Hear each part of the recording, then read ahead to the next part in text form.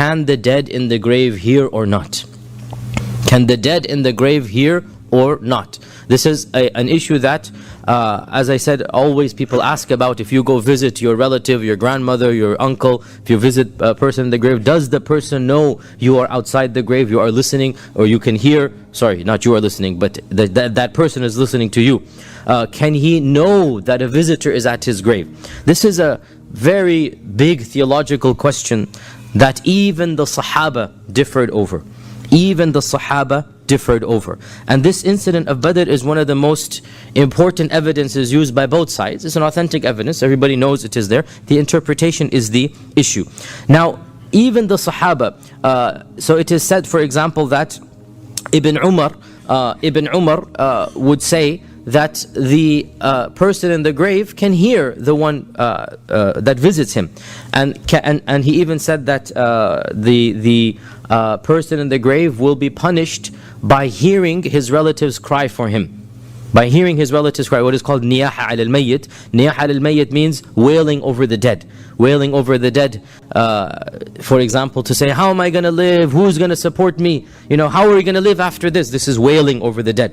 And there is a hadith which is not exactly directly relevant to this, but the Prophet ﷺ said in one version of the hadith that the one in the grave will be punished when his relatives do this.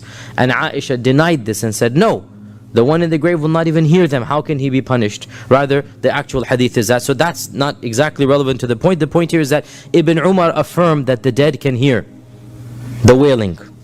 Ibn Umar affirmed the dead can hear the wailing. Aisha said, no, the dead cannot hear the person outside. Did you not read in the Quran, Surah Fatir, verse 22, وَمَا أَنْتَ بِمُسْمِعٍ مَنْ فِي الْقُبُورِ. So Aisha used something in the Quran, وَمَا أَنْتَ بِمُسْمِعٍ مَنْ فِي الْقُبُورِ. You will not be able to make the one in the grave hear you.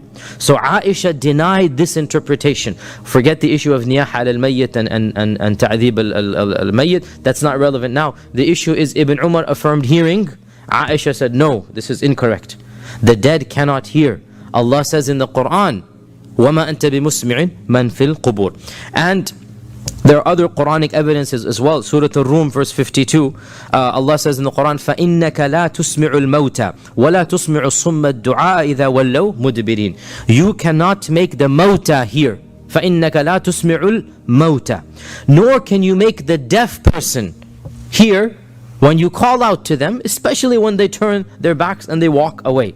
So in this ayah, it is as if Allah is saying, al-mawta is like a sum. He's comparing the dead person to a deaf person. Also in Surah An-Naml, verse 80, Allah says, وَمَا يَسْتَوَى الْأَحْيَاءُ وَلَا الْأَمْوَاتِ إِنَّ اللَّهَ يُسْمِعُ مَنْ يَشَاءُ وَمَا أَنْتَ بِمُسْمِعٍ مَنْ فِي الْقُبُورِ. That Allah says in the Quran, the living and the dead are not the same. Allah can make anything He wants here, but you cannot make the dead hear. وَمَا أَنْتَ بِمُسْمِعٍ مَنْ فِي الْقُبُورِ. So all of these ayat are used to talk about the fact that the dead cannot hear. And one can say it seems very explicit from the Quran. From the Quran, there does not appear to be any evidence to suggest that the dead can hear. Clear? The Quran seems to say very clearly that the dead cannot hear. Clear? Right? Now, let's look at the ahadith. A number of ahadith seem to suggest that the dead can hear. Hence the controversy. This is why the controversy arises. So, of the ahadith is the hadith in Sahih Bukhari. That is a very long hadith that the Prophet ﷺ mentions what happens to the grave, what happens to the soul when it dies, and a very long hadith. One phrase in it is of relevance to us. That the Prophet ﷺ said that the person in the grave, he hears the footsteps of those who have come to bury him as they return. The one in the grave, when he is buried, this is at the burial. So the Prophet is talking about what happens to the ruh, and it goes up and it goes down. The righteous goes up, the evil goes down. And then Munkar and Nakir, all of this. So in this there's a phrase that the one in the grave will hear the people who have come to bury him as they walk back. He will hear, or she will hear, the soul will hear the footsteps on the ground as they go back to the houses, basically. Right? This hadith is in Bukhari. Pretty clear. pretty explicit, that they will hear the footsteps going back. Another evidence that is used is the famous hadith in Bukhari and Muslim that the Prophet ﷺ visited Baqi' al-Gharqad, Jannatul Baqi' as we call it, Baqi' al-Gharqad, and he said, Assalamu alaykum, ahla qawmin min al-muslimina wal-mu'minin.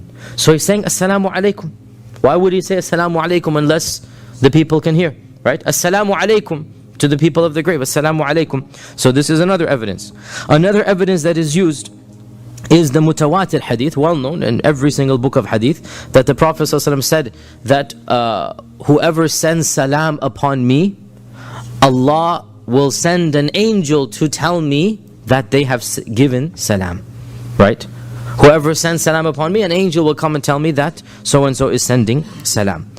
There's also a hadith that says, now this hadith is very explicit, whoever passes by the grave of anybody whom he knew and says salam, the one in the grave shall recognize who said salam and he shall return his salam to him. Now, this hadith is very explicit. However, it is clearly a weak hadith. It is not mentioned in the 6 books. It's mentioned in some of the more obscure books, Ibn Hibban and Ibn Asakir and Tariq Damashq, some of the more obscure books, and it is very clearly a weak hadith. It's not in the famous Kutub al-Sitta or Kutub al-Tis'a. Had this hadith been authentic, then end of story. It's very clear, but it's not authentic. Of the evidences that is used is the hadith of Amr ibn al-As. It's not a hadith, it's his own statement, his own wasiyah, that he's telling his children that when he's telling him what to do after he dies, and one phrase in there says, so when you bury me, stay at my grave for the length of time it takes to slaughter an animal and distribute the meat. Why? Asta'nisu bikum, your presence will calm me down. He's telling his children and his loved ones, stay at my grave, your presence will calm me down. Until once I am calm and recollected, I will be able to answer to Munkar and Nakir when they come. This is a very explicit hadith where he's basically saying, I'm going to be terrified, I'm going to be lonely and scared. Stay with me as friends and comforters for a while. Let me calm down. Asta'nis means to basically get comfort from you, right? Once I am comforted, then I'll know how will I respond to the messengers from my Lord. He didn't say Munkar and Nakir, he said the messengers of my Lord, meaning Munkar and Nakir. Clear? Right? So this is a very explicit hadith that Amr ibn al-As thinks that the people at the grave will give him comfort. Right? This is another evidence that is there. How do you explain all of these ahadith? As for the incident of Badr, how so? They say Umar questioned, how could these people hear when they're dead? The Prophet ﷺ did not correct him and say, Ya Umar, the dead can hear. What are you talking about? Rather, he made an exceptional case. Oh Umar, innahum al-an, right now, this group can hear me just as well as you can. An exception in time and in place and in people. And he didn't say, oh Umar, why are you asking such a question? Don't you know the dead can hear? You see the difference between the two responses, right? He made a very clear exception that they are hearing me right now just as well as you can, right? And this clearly shows that Umar understood the Quran correctly. إِنَّكَ لَا تُسْمِعُ الْمَوْتَى. And now he's questioning, how can you speak? And the Prophet is not correcting that misunderstanding, because it is not a misunderstanding. It's a correct understanding. And the Prophet is simply saying, this is a miracle, basically. Special time and place. How about the other evidences? The issue of the footsteps. The dead can hear the one in the burial going back. Once again, the Prophet is making an exceptional time and place. That this is not any person who visits him. This is at the time of burial. And we know in authentic ahadith that the ruh will come back to the grave right now for Munkar and Nakir. Right? The ruh will come and be reunited with the body in the alam al-barzakh to respond to Munkar and Nakir. So the Prophet is basically telling us at that point in time, The footsteps of those who walk back, those footsteps on the top of the ground, they will be heard by the one in the grave. Not conversations, not hello, hi, how are you doing? Rather, just the reverberations from the top of the grave for that period of time when the soul is reunited with the body. Once again, there is a clear exceptional clause that makes logical sense. As for the issue of the Prophet ﷺ going to Baqi' and saying Assalamu alaikum ahla qawmi min al-muslimin al-mu'minin, yes, he did say Assalamu alaikum, but this is the salam of dua and not the salam of tahiyyah, i.e. this is a dua he's making for the dead and not a greeting of Salamu alaikum, because Assalamu alaikum literally means may Allah's peace be upon you. So he is saying Assalamu alaikum and he means it. He's making dua for them. Where did you get that the dead can hear from this? There's no evidence at all that he is saying may Allah's peace be on you, O people of the grave. And there's no evidence here that the dead can hear, and that's actually very valid, that from this hadith you don't get anything about the dead hearing.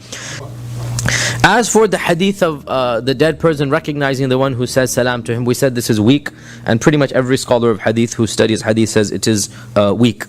As for Amr ibn al-As and his wasiyyah to his children, we say this is his interpretation.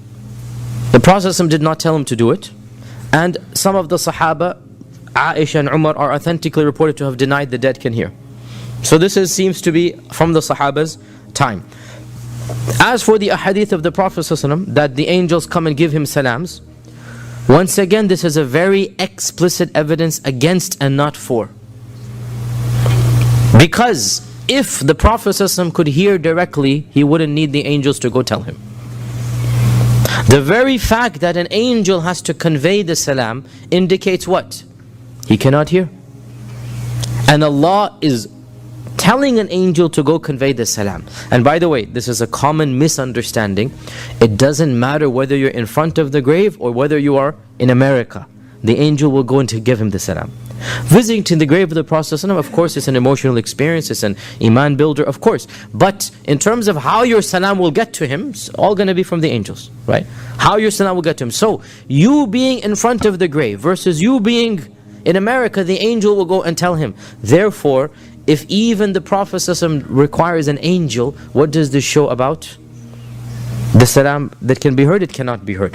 Therefore, in my humble opinion, it does seem to be that the dead cannot hear. And Allah knows best. We shouldn't be too strict about this issue because some of the Sahaba had the other opinion. And it is true to say that many scholars held the position that the dead can hear the one who visits them.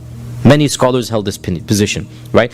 So, the main point that we need to emphasize before moving on, this is a theoretical issue. لا ينبني عليه عمل, as they say. No action is derived from this. It's a theoretical issue. By unanimous consensus, you don't go to the grave and start having a conversation or start asking the dead for your needs, which is shirk. So, what I'm trying to say is, even if you say that the dead can hear in the grave, there's no action that will come.